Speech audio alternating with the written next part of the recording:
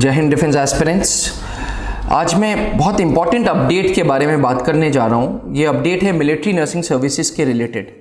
Military nursing services के लिए अभी बहुत जगहों पे, बहुत टेलीग्राम ग्रुप्स में, बहुत अलग अलग यूट्यूबर्स में चैनल्स, यूट्यूब चैनल्स में बहुत अलग अलग एडुकेटर्स, बहुत सारे यूट्यूबर्स ये बात कर रहे हैं कि एमएनएस को मर्ज किया जा रहा है एनईईटी से।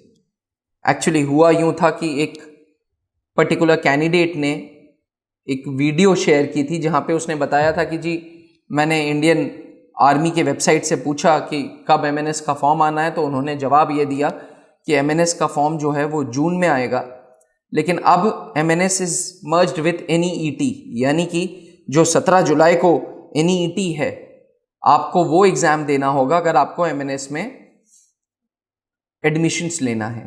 तो डिफेंस एस्पिरेंट्स इसी वायरल मैसेज के ऊपर आज मैं वीडियो बनाने जा रहा हूँ। वीडियो को अंत तक ज़रूर देखिएगा। देखिए, पहले तो बात समझते हैं कि ये एक करियर है। मिलिट्री नर्सिंग सर्विसेज कोई जोक नहीं है। मिलिट्री नर्सिंग सर्विसेज बहुत पुरानी चीज़ है। वर्ल्ड वॉर 1 के टाइम से मिलिट्री नर्सिस का रोल हर कंट्री ने एक्नॉलेज किया है।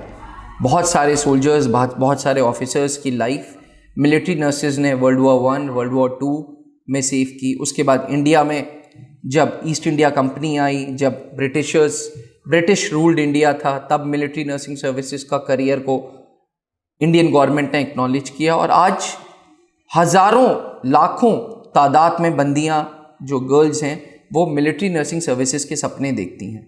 तो किसी को भी, गवर्नमेंट ऑफ इंडिया को या किसी पर्टिकुलर इंडिविजुअल को या पर्टिकुलर वायरल मैसेज को, किसी को भी राइट्स नहीं है कि किसी के भी सपनों से खेलें। ऐसा नहीं हो सकता भाई। ये कोई नोटबंदी थोड़ी ना है कि रात 8 बजे एक न्यूज़ करो कि भाई करेंसी बैन हो रही है और 11 बजे से करेंसी बैन कर दी। इसमें सालों की मेहनत है। पिछले 1.5 साल से मिलिट्री नर्सिंग सर्विसेज का फॉर्म नहीं आया हुआ है।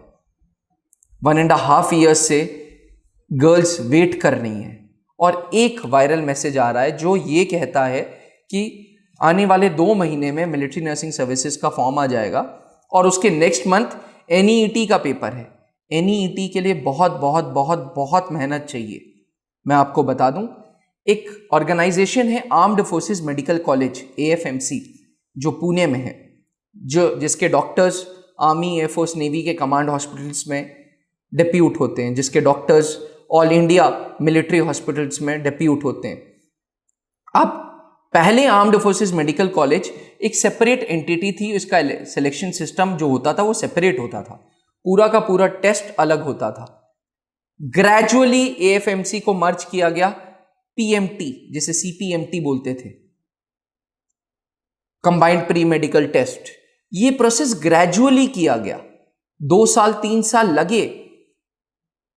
3 साल बाद AFMC को मर्ज किया गया था CPMT में, और उसका well with in advance informations थी पब्लिक डोमेन्स में, एम्प्लॉयमेंट न्यूज में, टाइम्स ऑफ इंडिया में, हिंदू अखबार में, हर जगह पे ये पहले से नोटिफिकेशंस आ जाते थे।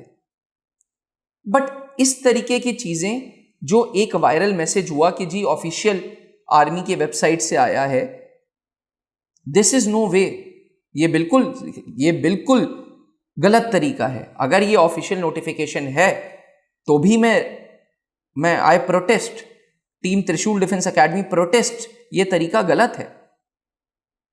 सही तरीका था employment news, public domains, public blogs. आजकल डिजिटल इंडिया का जमाना है।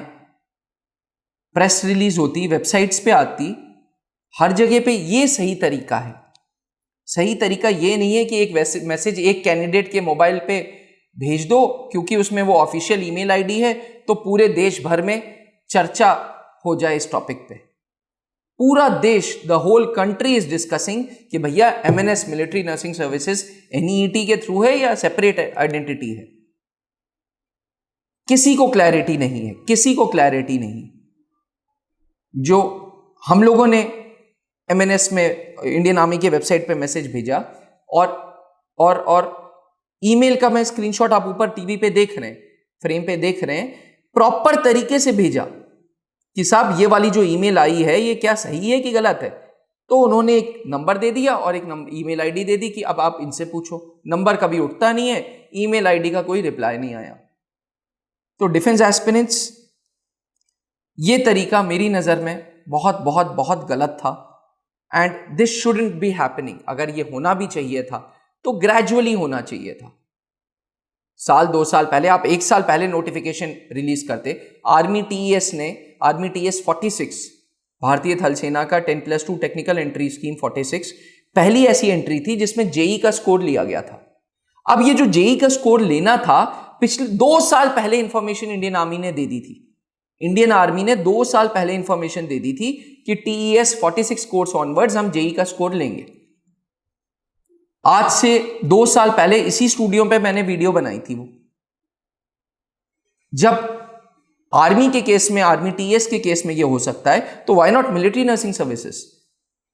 इसलिए डिफेंस एस्पिरेंट्स, मेरी सीनियर्स अथॉरिटीज से, मेरी गवर्नमेंट ऑफ इंडिया अथॉरिटीज से, मेरी इंडियन आर्मी की अथॉरिटीज से एक रिक्वेस्ट है कि साहब इसकी क्लैरिटी दें, अपनी वेबसाइट पे दें, अपने पब्लिक डोमेन्स पे दें, न्यूज़पेपर्स में दें, पर इसकी क्लैरिटी दें सो दैट जो आगे का रूट है मिलिट्री नर्सिंग सर्विसेज के एस्पिरेंट्स का, वो क्लियर हो जाए।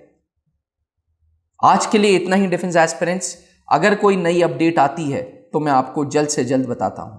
जय हिंद। जहां बनते हैं देश के गौरव, इंडिया का एकमात्र ऐसा कोचिंग इंस्टीट्यूट जहां कैडेट्स को ट्रेन किया जाता है आने वाले डिफेंस एग्जाम के अनुसार।